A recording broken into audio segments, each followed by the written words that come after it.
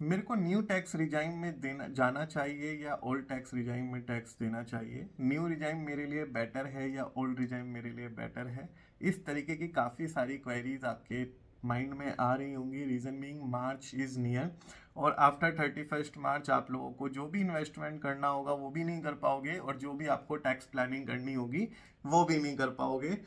अगर आपके ऊपर टैक्स लायबिलिटी बन रही है, आप सैलरीड हैं, बिजनेस इंडिविजुअल हैं, प्रोफेशनल हैं और आपको इनकम टैक्स का रिटर्न फाइल करना है, तो न्यू रिजाइन से रिलेटेड ये वीडियो आपके लिए बहुत ही ज़्यादा इंपॉर्टेंट होने वाला है। रीज़न बीइंग कि इसके अंदर मैं विद एग्जांपल आपको income tax new regime old regime से रिलेटेड सारे के सारे डाउट्स दूर कर देने वाला हूं। राइट, हम बात करते हैं न्यू इनकम टैक्स रिजाइम की और उसके अंदर हमारे पास क्या क्या टैक्स सेविंग गाइड है और उसकी हम यहाँ पे बात करेंगे। हाय गाइस, मेरा नाम है अर्जुन मित्तल, मैं हूँ founder and CEO tax advisory. आपको अभी के अभी चैनल को सब्सक्राइब कर देना है और वीडियो को बिल्कुल लास्ट तक बने रहना है, लास्ट तक देख लेना है। रीजन बीइंग कि ये वीडियो बहुत ही ज़्यादा इंपॉर्टेंट होने वाला है जितने भी टैक्स पेयर्स हैं जो न्यू रिजाइम 24-25 के लिए जाने वाले हैं।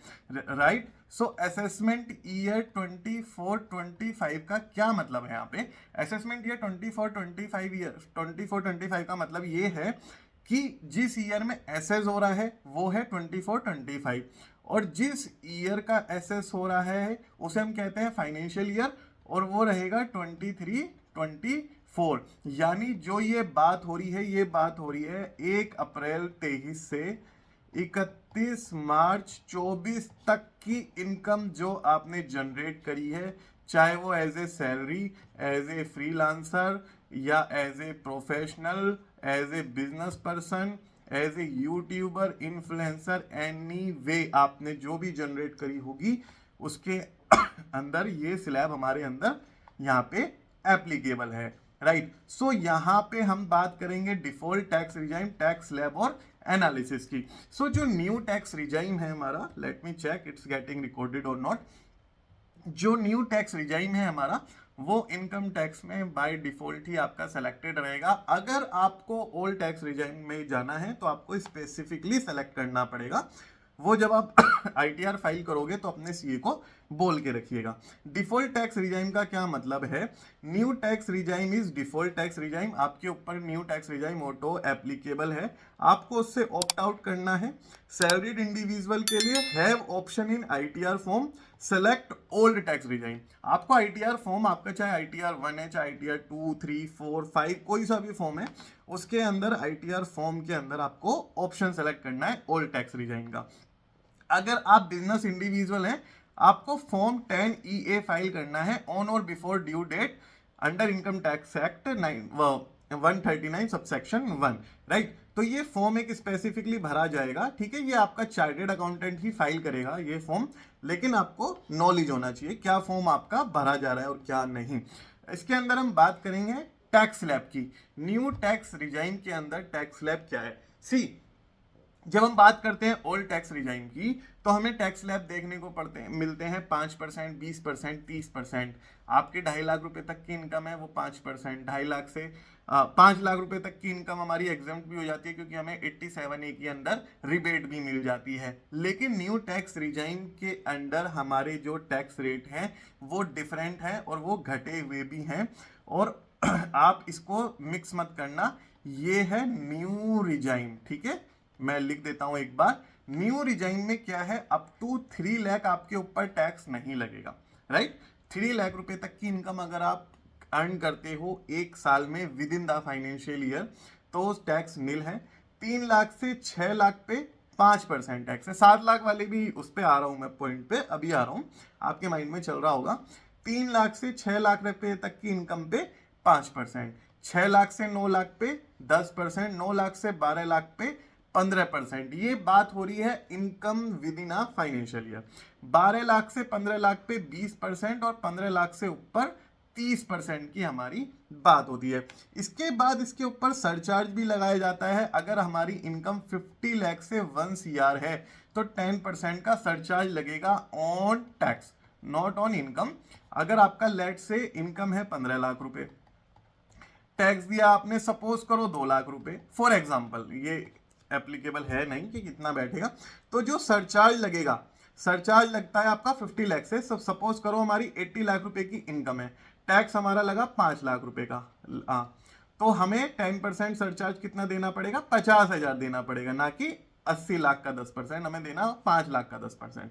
ठीक है, 1 करोड़ से 2 CR पे हमारा जो सरचार्ज होता है वो 15% हो जाता है, और 2 CR से ऊपर पे हमारा सरचार्ज 25% हो जाता है। इसके बाद हमें सेकेंडरी हायर एजुकेशन सेस भी देना है 4% का, ये भी टैक्स के ऊपर ही हमारा कैलकुलेट होता है। अब हम इसका करते हैं एनालिसिस कि इसके अंदर क्या होता है। मैं पहले एक पॉइंट आपका क्लियर कर देता हूं, एक पॉइंट ये क्लियर कर देता हूं, अगर आपकी इनकम एक साल में 7 लाख है या 7 लाख से कम है, तो आपको यहां पे रिबेट मिल जाती है 25,000 रुपए की। ठीक है, और आपके ऊपर टैक्स जो है वो 0 हो जाता है। तो अभी आपने सुना होगा, बजट में नोटिफिकेशन आया था कि हमारा जो इनकम टैक्स है, अगर 7 लाख रुपए तक की हमारी इनकम है तो हमें टैक्स नहीं देना। तो ये वही टैक्स है, आपको रिबेट मिल जाती है, टैक्स रिलीफ मिल जाता है 25,000 का। जैसे ओल्ड टैक्स रिजाइम में हमें रिबेट मिल जाती थी 12,500 की, और हमारा टैक्स नील हो जाता था अप टू 5 लाख रुपए तक की इनकम पे। ऐसे ही न्यू टैक्स रिजाइम में 7 लाख रुपए तक की इनकम पे जितना भी टैक्स बैठता है एज पर टैक्स रेट, वो 25,000 ही आएगा। आपको रिबेट मिल जाएगी 25,000 की, और टैक्स आपका 0 हो जाएगा। इनकम 7 लाख से ऊपर है तो हमारे टैक्स के ये वाले स्लैब लगेंगे। अभी पॉइंट क्लियर हुआ आपका? अगर हमारी इनकम 7 लाख प्लस है तो हमारे ऊपर जो टैक्स लगेगा वो हमें इस वाले पॉइंट से देना पड़ेगा। 3 लाख तक नील, 3 लाख से 6 लाख तक 5%, 6 लाख से 9 लाख तक 10%, 9 लाख से 12 लाख 15%, 12 लाख से 15 लाख 20%, 15 लाख से अबव 30%। राइट, इसके अंदर हमें क्या क्या चीजें मिल जाती हैं। स्टैंडर्ड डिडक्शन हमें अवेलेबल है, रिबेट हमें 25,000 रुपए की अवेलेबल है। अभी हमने डिस्कशन करा, deduction for family pension available है, अदर अवेलेबल डिडक्शन भी हमारे पास यहाँ पे है। स्टैंडर्ड डिडक्शन हमारी 50,000 रुपए की है सैलरीड इंडिविजुअल के लिए, वो इन्होंने मेंटेन रखा है। राइट, रिबेट की मैंने बात करी, टैक्स रिलीफ की बात करी। एक मेन पॉइंट और है इसके अंदर, इसके अंदर जो हमारा पॉइंट आ जाता है मेनली, वो आ जाता है मार्जिनल रिलीफ का। If the total income of the resident individual opting section 115 BAC exceeds rupees 7 lakh rupees and the tax payable on such income exceeds the difference between the total income and 7 lakh, he can claim a rebate with marginal relief to the extent of the difference। तो अगर हमारी जो total income है 7 लाख से ज्यादा है और हमें टैक्स उससे टोटल इनकम से ज्यादा पे करना पड़ रहा है, तो हमें मार्जिनल रिलीफ की यहाँ पे रिबेट मिल जाती है। फैमिली पेंशन की भी हमें यहाँ पे डिडक्शन मिल जाती है, 1/3 ऑफ फैमिली पेंशन या 15,000 rupees, which ever is lower. तो इसके अंदर ऐसा नहीं है, न्यू टैक्स रिजीम के अंदर बिल्कुल भी डिडक्शंस हमारी अवेलेबल नहीं है। यहाँ पे हमें कुछ डिडक्शन और ज्यादा अवेलेबल हो जाती है, जैसे 80JJAA की एम्प्लॉयमेंट ऑफ न्यू एम्प्लॉयज की डिडक्शन यहाँ अवेलेबल है। 80 CCD डू contribution by employer up to 50,000 rupees यहाँ अवेलेबल है न्यू रिजाइम में। 80 CCH CG contribution to Agniveer fund, तो अग्निवीर एक स्कीम आई थी, उसके अंदर कई सारे फंड इन्होंने अनाउंस करे थे, तो उसकी डिडक्शन की यहाँ पे ये बात कर रहा है। और 80 LA certain income of offshore banking unit, ये बैंकिंग एक्ट के हिसाब से कुछ डिडक्शन इन्होंने यहाँ पे दे दी है। अब इस न्यू रिजाइम के कॉन्स क्या क्या हैं भाई, हमने अभी तक बात करे, जितनी भी बात करी हमने बात करी इसके बेनिफिट क्या क्या है। रिड्यूस टैक्स रेट है, 7 लाख रुपए तक की इनकम हमारी एग्जेम्प्ट है, मार्जिनल रिलीफ मिल जाता है, कुछ एग्जेम्पशंस मिल जाती हैं, NPS की एग्जेम्पशन, न्यू एम्प्लॉयमेंट की एग्जेम्पशंस। राइट, अब इसके कॉन्स क्या क्या हैं, देखो, अगर आपने होम लोन लिया हुआ है, राइट, और होम लोन पे आप इंटरेस्ट दे रहे हो, तो उसकी एग्जेम्पशन आपको नहीं मिलने की। हाउस प्रॉपर्टी के अंदर आपको लॉस हुआ है, वो सेट ऑफ नहीं होने की, कैरी फॉरवर्ड नहीं होने की, डिडक्शन किसी भी तरीके की यहाँ पे इस तरीके की अवेलेबल नहीं है। ठीक है, interest on house property self occupied है, नो डिडक्शन अवेलेबल, अगर आपने लेट आउट कर रखा है तो अवेलेबल है।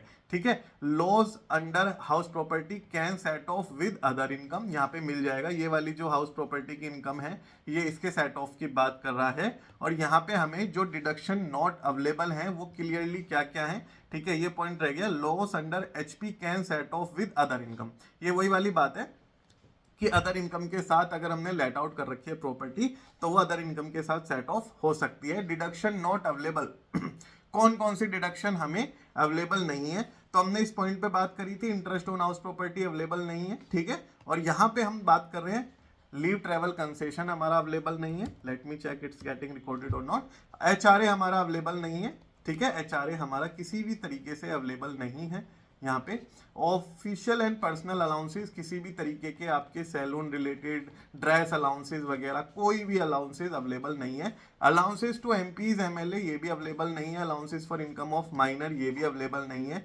Deduction for units established in special economic zone की जो डिडक्शन हमें मिला करती थी वो भी हमारी यहाँ पे अवेलेबल नहीं है। एंटरटेनमेंट अलाउंस हमारा अवेलेबल नहीं है। प्रोफेशनल टैक्स की डिडक्शन जो 2500 रुपये हुआ करती थी वो भी इसके अंदर न्यू टैक्स रिजाइम के अंदर अवेलेबल नहीं है। Interest on housing loan we already discuss this. Additional depreciation in respect of new plant and machinery, ठीक है, ये भी अवेलेबल नहीं है। For investment in new plant and machinery notified backward area ये भी अवेलेबल, खत्म हो गई यहाँ पे deduction. Deduction in respect of tea coffee rubber business ये भी अवेलेबल नहीं है। Deduction in respect of business consisting of prospecting or extraction of production of petroleum और नेचुरल गैस इन इंडिया। देखो इनमें से कई सारी डिडक्शन ये ना बहुत सब्जेक्टिव है, कई सारी डिडक्शन आपके ऊपर एप्लीकेबल है, कई सारी डिडक्शन आपके ऊपर एप्लीकेबल ही नहीं है। भाई देखो ये टी कॉफी ये prospecting extraction of the petroleum salaried individual का इन डिडक्शन से क्या लेना देना, लेकिन बिजनेस इंडिविजुअल का है। और ये जो मैं वीडियो बना रहा हूं ये ओवरऑल पॉइंट ऑफ व्यू से बना रहा हूं, राइट। तो आप इस वीडियो को पूरा देखते हुए चलिए, कोई भी पॉइंट इरेलीवेंट नहीं है, कहीं ना कहीं किसी ना किसी के लिए रेलिवेंट पॉइंट्स यहाँ पे जरूर डिस्कस हो रहे हैं। Deduction for donation made to approve scientific research ये भी अवेलेबल नहीं है। Deduction for payment made to Indian company ये भी अवेलेबल नहीं है। साइंटिफिक रिसर्च के लिए कोई भी है वो डिडक्शन यहाँ पे हमारी अवेलेबल नहीं होती है।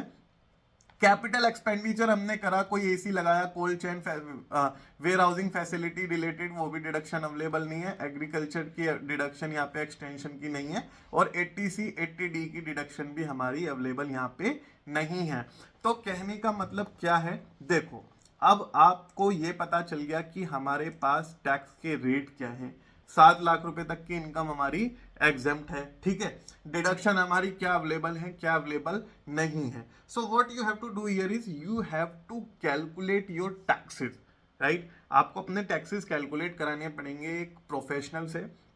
उसमें आपको देखना पड़ेगा ओल्ड रिजाइन के हिसाब से क्या टैक्स मेरे ऊपर बैठ रहा है, न्यू रिजाइन के हिसाब से मेरे ऊपर क्या टैक्स बैठ रहा है और मेरे लिए कौन सी स्कीम बेनिफिशियल रहेगी, राइट। और आप अपनी सारी डिडक्शंस वगैरह फर्निश करवाओ और वहाँ पे कैलकुलेट करा के एक टैक्स की फिगर निकालो। उसमें देखो कौन सी रिजाइन मेरे लिए यहाँ पे अवेलेबल है, कौन सी रिजाइन मेरे लिए बेनिफिशियल है, राइट। उस कंप्यूटेशन के हिसाब से आप अपनी आगे की प्लानिंग करो।